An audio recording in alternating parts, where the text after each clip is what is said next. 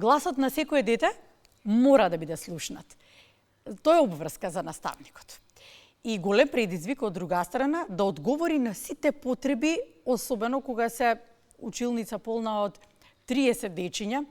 Тоа се за старт, да речеме, 30 првачиња кои што доаѓаат со големо нетрпение, голема желба, секој да каже нешто. Некој погласен, некој потивок, но секој има потреба да биде слушнат. Обврската ја знаеме за наставникот, но колку има простор да го стори тоа. Разговараме денеска малку повеќе на оваа тема со Елена Спасовска, таа е училишен психолог во основното општинско училиште Гоце Делчев во општината Аеродром, така? Така. Да, добро утро. Добро утро. Голем поздрав до сите гледачи кои што ја следат телевизијата и би го искористила овој момент да посакам среќна и успешна учебна година на сите ученици во ширум земјава. И вам исто, нека вие со среќа, Благодарам. да, голем предизвик и со лесно да оди учебната 2025-26. Што значи, Елена, да се слушне гласот на секое дете?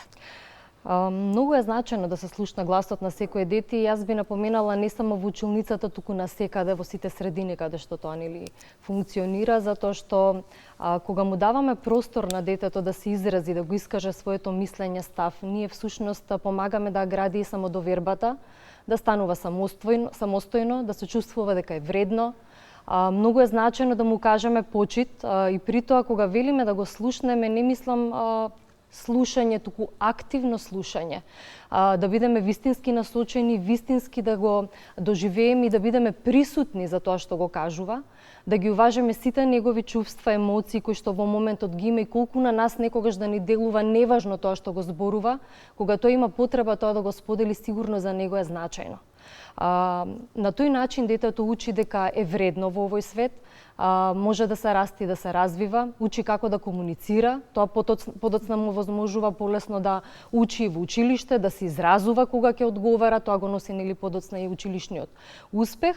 И би дала тука еден акцент не само на гласното говорење или зборување, исто така не треба да го занемариме говорот на телото, она што децата, однесувањето што го имаат, што го покажуваат, затоа што некогаш невербалниот говор има погласни пораки од она што се зборува и што се кажува.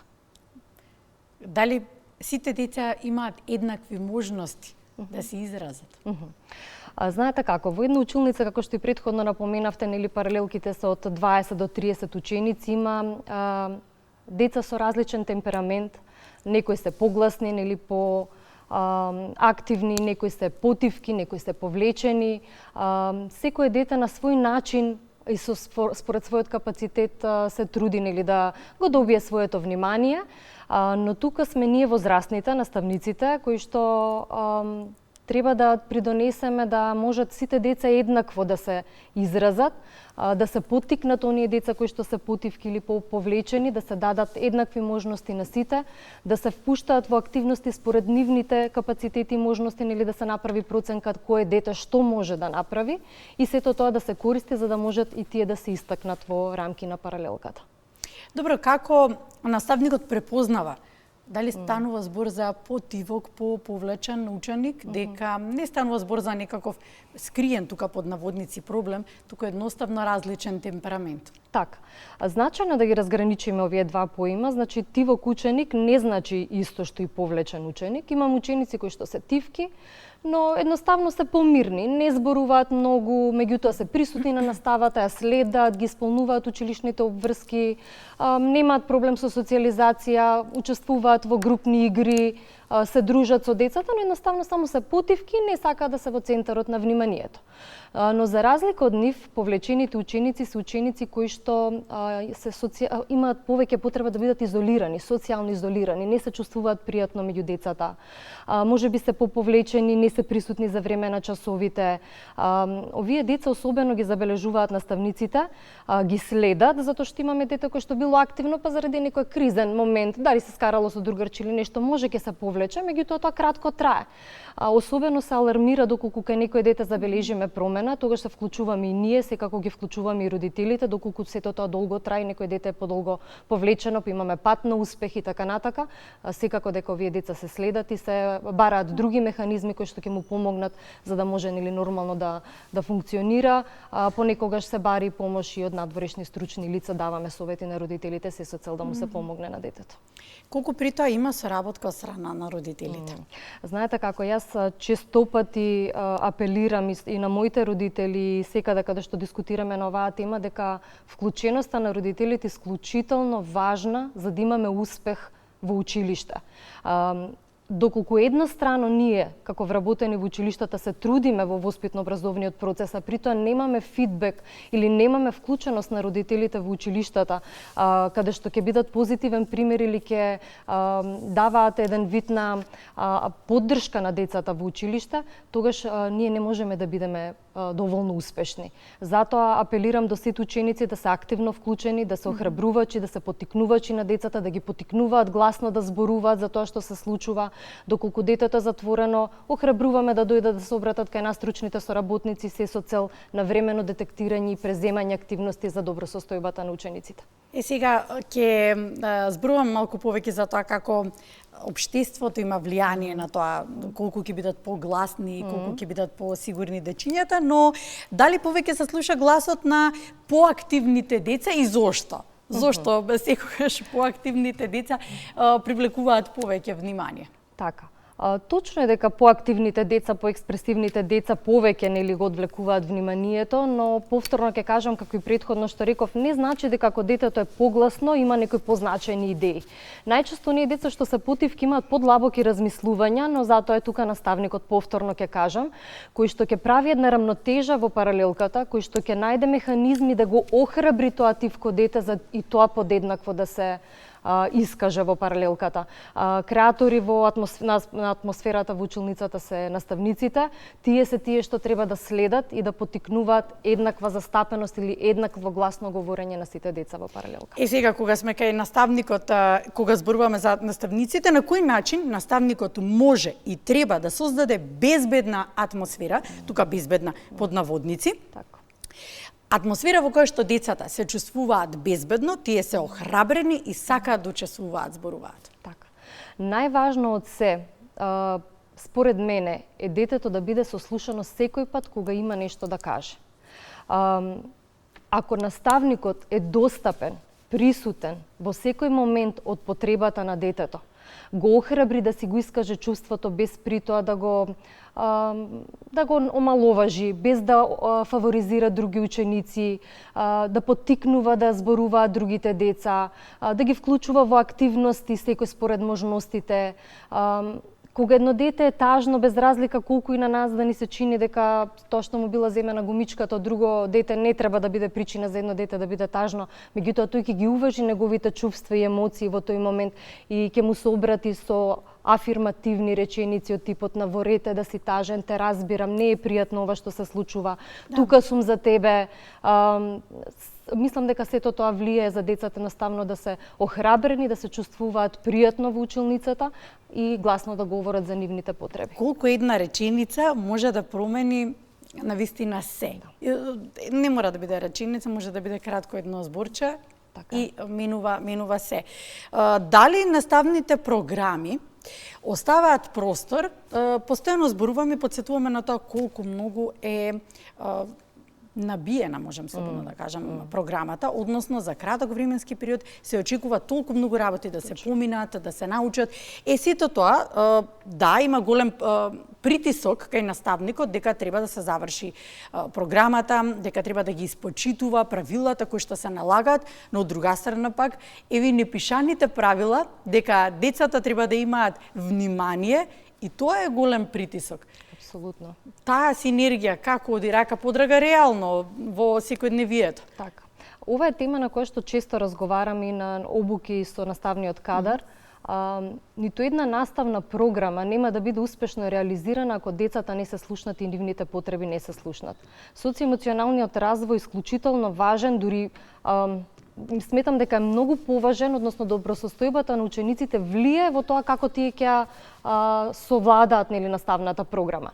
Така што секогаш советувам дека подобро е да се остави на страна тоа што денеска треба да се учи доколку имаме некаков конфликт или проблем или лоша атмосфера во паралелката, затоа што секако предавањето нема да биде успешно.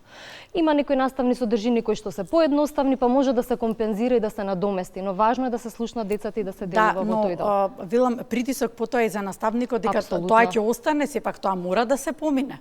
Има простор да се помине, особено во целодневните настави сега, нели се повеќе децата посетуваат целодневна настава, престојот на учениците подолг, има простор за да се реализира сето тоа. Точно е дека наставниците чувствуваат притисок, често знаат да кажат, ама јас навистина немам време, но повторно ќе апелирам и ќе кажам дека немаме ефект доколку ние предаваме, а нема атмосфера и нема атмосфера за работа. Тука може би треба да испратите и апел до родителите. Чисто забележувам дека родителите се лутат кога децата ќе им остане работа која треба да ја завршат дома, поради тоа што треба да ја завршат нормално во соработка со родителот и под родителски надзор, така како помош тука во тој контекст. Се лутат за тоа што денот бил динамичен, денот бил напорен, денот носел многу обврски, па тука се и активностите и после училиште кои што треба да се завршат и сега дополнително домашната дома. Но во суштина заднината е друга. Може би треба малку повеќе како психолог, затоа што ги знаете тие работи, да објасните дека кога треба да се заврши домашната дома, нека се заврши.